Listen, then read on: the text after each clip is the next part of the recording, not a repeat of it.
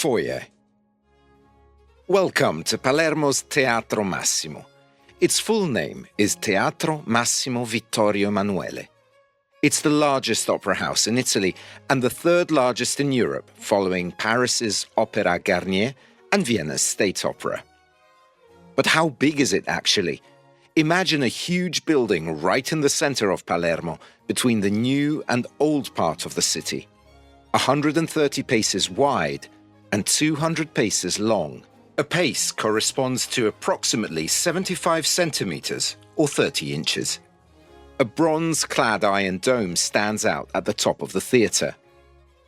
The entire perimeter of the theatre, on the outside, is built out of tough stone with a series of fluted columns and Corinthian capitals.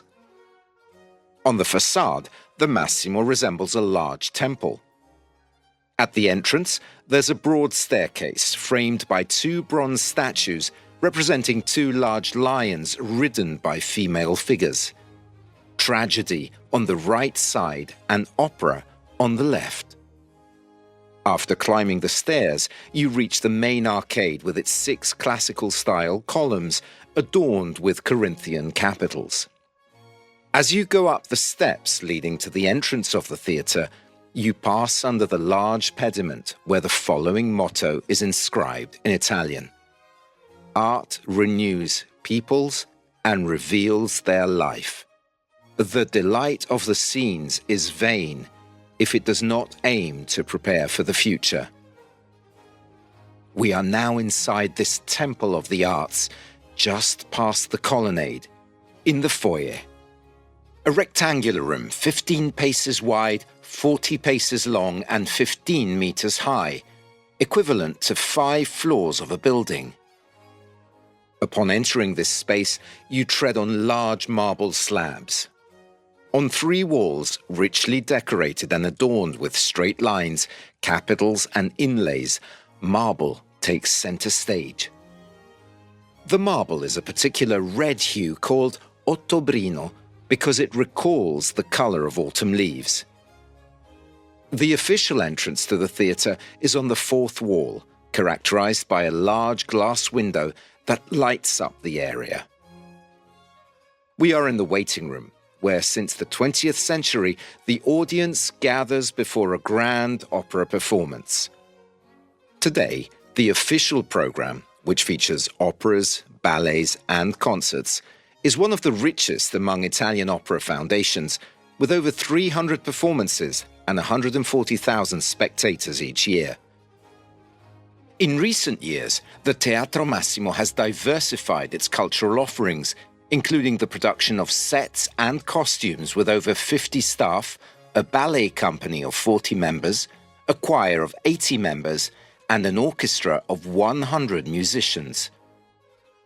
The theatre is also unique in Italy for having 4 different young musicians groups, including the children's choir, consisting of 70 members aged between 8 and 15. What was the first performance at the Teatro Massimo? The theatre was inaugurated on May 16, 1897, with the premiere in Palermo of Falstaff, Giuseppe Verdi's final opera. It was the era of the Belle Époque, and the Massimo was the city's most significant venue. However, its construction was a monumental effort. Imagine that the original project dates back to 1864, just after the unification of Italy, when Mayor Antonio Starrabba decided to build a new opera house worthy of the city's cultural rebirth.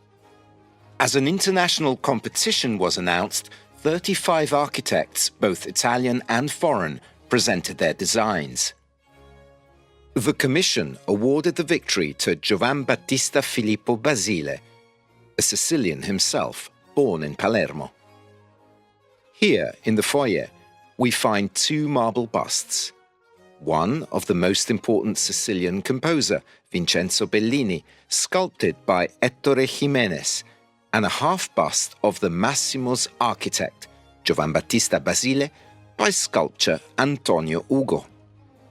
A wooden model of the theatre can also be found here, built in 1866 and presented by Basile at the competition.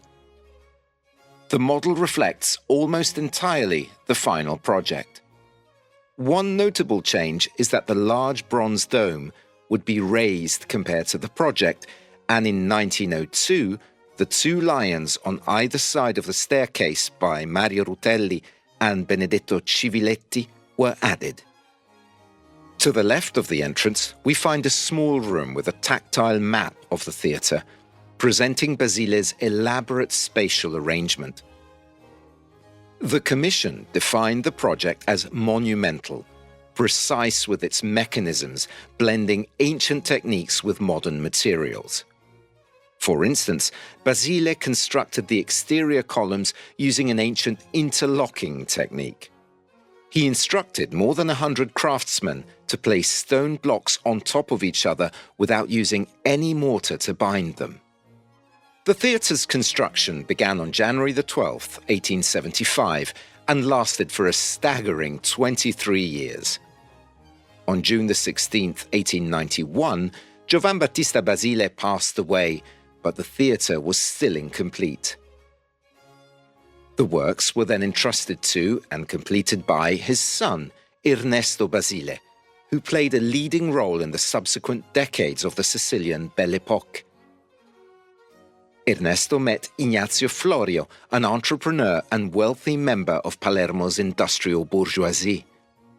The history of Art Nouveau architecture in Palermo would forever be deeply intertwined with the Florio family, which commissioned the architect Basile to build the Villino Florio and Villa Igea. Thanks to the patronage of Ignazio and Franca Florio, who deeply cared about the birth of the new theatre, Ernesto Basile completed the works in 1897, meticulously following his father's design. So our journey through the halls of the Teatro Massimo begins. We'll go through the Hall of Mirrors, the Auditorium, the Royal Box, the Pompeian Room, the Coat of Arms Room, the staircase leading to the boxes with the Nun's Step, and then back here, in the foyer. We'll be immersed in echoes, acoustic effects from devices, machinery, and heavenly voices, as if we were inside a majestic musical instrument with its resonances and reverberations. Let's go.